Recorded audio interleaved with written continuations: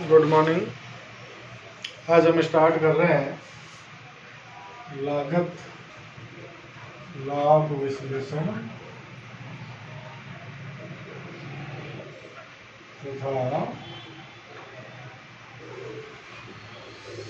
सम विच्छेद बिंदु। इसमें लागत और लाभ का विश्लेषण करना होगा अपने को, और सम विच्छेद बिंदु जिसको हम इंग्लिश में ब्रेक इवन पॉइंट बोलते हैं। ब्रेक इवन पॉइंट, सम विच्छेद बिंदु का मतलब क्या होता है कि उत्पादन का ऐसा पॉइंट, ऐसा बिंदु या विक्रय का ऐसा पॉइंट जहां जिस स्थिति में अपने को न लाभ होता है न हानि होती है। मतलब इतने रुपए का माल बिक जाता है, इतने रुपए का लाभ जरूर होता है जितने अपने खर्चे निकल जाए। मतलब नो प्रॉफिट नो लॉस का जो पॉइंट होता है उसको आप ब्रेक इवन पॉइंट, सम विच्छेद बिंदु कहते हैं। इस चैप्टर में मुख्य रूप से अपने को 4 चीजें पढ़नी है। देखो, सबसे पहले तो लिख रहा हूं मैं अंशदान, कंट्रीब्यूशन। फर्स्ट पॉइंट पे अंशदान, कंट्रीब्यूशन पढ़ना है। सेकंड पॉइंट पे लाभ मात्रा अनुपात, प्रॉफिट वॉल्यूम रेशियो, जिसको हम शॉर्टकट में पीवी रेशियो कहेंगे। थर्ड पॉइंट पे सम विच्छेद बिंदु, ब्रेक इवन पॉइंट बीईपी। और 4 नंबर पे सुरक्षा सीमा, मार्जिन ऑफ सेफ्टी। ये 4 चीजें मुख्य रूप से पढ़नी है।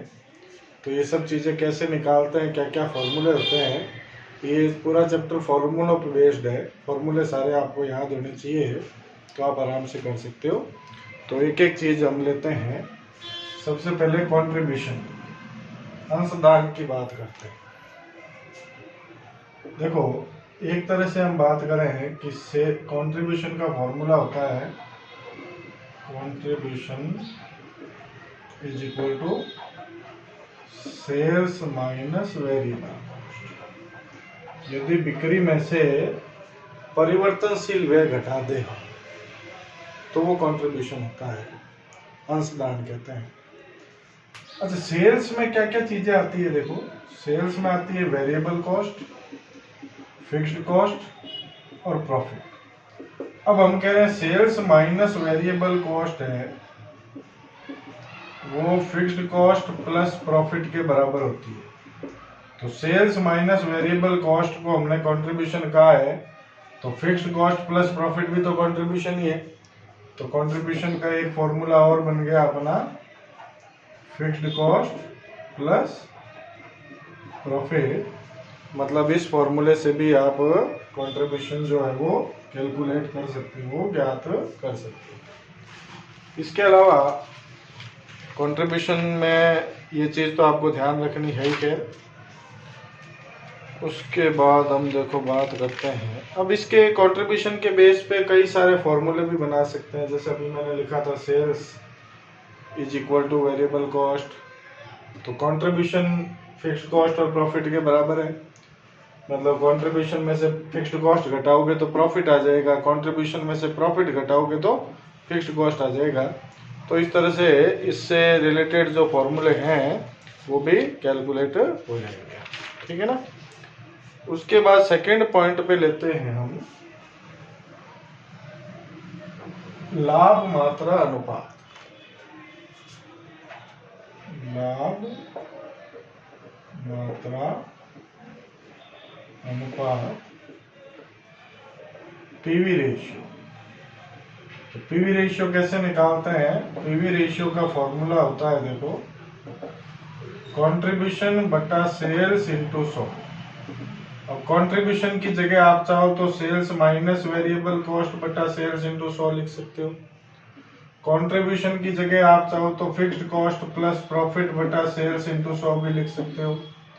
या पीवी रेशियो का एक फॉर्मूला और हो सकता है 1 माइनस वेरिएबल कॉस्ट रेशियो। 1 का मतलब 100% होता है, तो 100% में से यदि वेरिएबल कॉस्ट की परसेंटेज घटा दी जाए तो बाकी कंट्रीब्यूशन की परसेंटेज हो सकती है। तो इस तरह से भी फॉर्मूला हम बना सकते हैं। ठीक है। अच्छा, एक और नोट ध्यान रखना है आपको, यदि प्रश्न में आपको 2 अवधियों की सूचना दे रखी हो, यदि प्रश्न में 2 अवधियों की सूचना दे रखी हो तो फिर पीवी रेशियो का फॉर्मूला बदल जाएगा। इस केस में पीवी रेशियो का फॉर्मूला क्या होगा? चेंज इन कंट्रीब्यूशन बटा चेंज इन प्रॉफिट बटा चेंज इन सेल्स और मल्टीप्लाई, मतलब 2 अवधियों में प्रॉफिट में कितना चेंज हुआ है, प्रॉफिट में कितना अंतर आया है, बटा चेंज इन सेल्स करते हैं और इनटू 100 कर देते हैं, तो भी पीवी रेशियो अपना कैलकुलेट हो सकता है। अब पीवी रेशियो के बेस पे और क्या फॉर्मूले निकल सकते हैं वो भी देख लो, क्योंकि फॉर्मूले ही है इस चैप्टर में सारे। अब पीवी रेशियो के बेस पे एक तो आप देखो वेरिएबल कॉस्ट कैलकुलेट कर सकते हैं। कैसे कैलकुलेट कर सकते हैं? तो सेल्स में से पीवी रेशियो इनटू सेल्स को गुणा करके घटा दिया जाए सेल्स में से, तो आपके वेरिएबल कॉस्ट ज्ञात हो जाएगी। इसी तरह से मान लो प्रॉफिट ज्ञात करना है, तो sales into PV ratio minus fixed cost. मान लो फिक्स्ड कॉस्ट ज्ञात करनी है, तो sales into PV ratio minus profit, इससे फिक्स्ड कॉस्ट ज्ञात हो जाएगी। ठीक है ना। और कंट्रीब्यूशन का तो फॉर्मूला खैर है ही, सेल्स इनटू पीवी रेशियो करेंगे तो कंट्रीब्यूशन भी ज्ञात हो जाएगा। तो ये आपके पीवी रेशियो के बेस पे जो जो फॉर्मूले बनते हैं उनके बारे में हमने बात की है।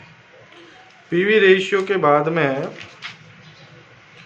अब लेते हैं हम सम विच्छेद बिंदु, ब्रेक इवन पॉइंट।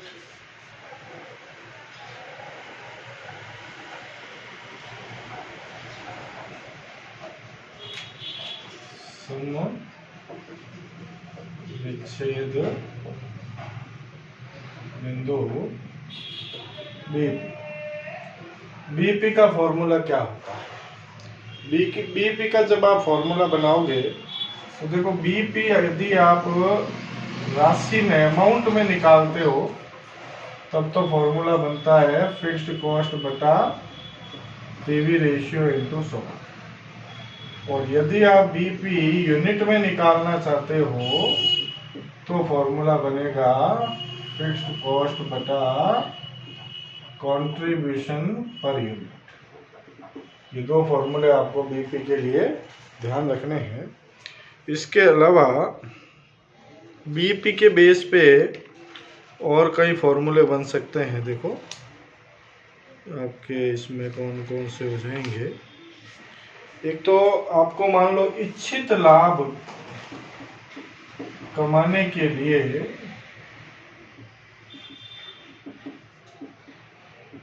कितनी बिक्री करनी पड़ेगी,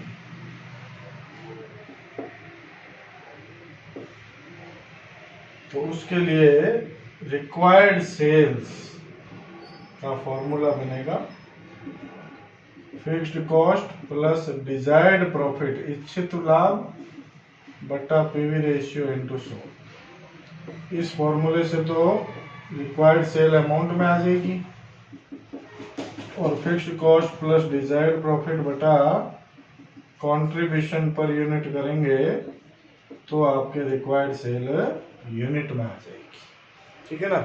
तो एक तो रिक्वायर्ड सेल ज्ञात करना है।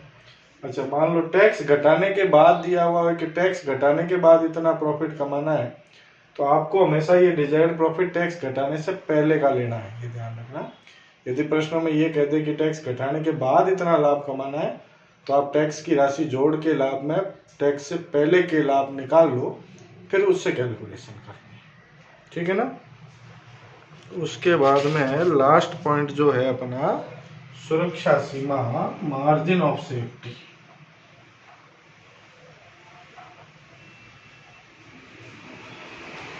चौथा पॉइंट, सुरक्षा सीमा, मार्जिन ऑफ सेफ्टी। तो मार्जिन ऑफ सेफ्टी का फॉर्मूला होता है सेल्स में से बीपी घटा दो तो मार्जिन ऑफ सेफ्टी आ जाती है। और या एक और फॉर्मूला बना सकते हैं मार्जिन ऑफ सेफ्टी का, margin of safety is equal to profit बटा पीवी रेशियो इंटू 100।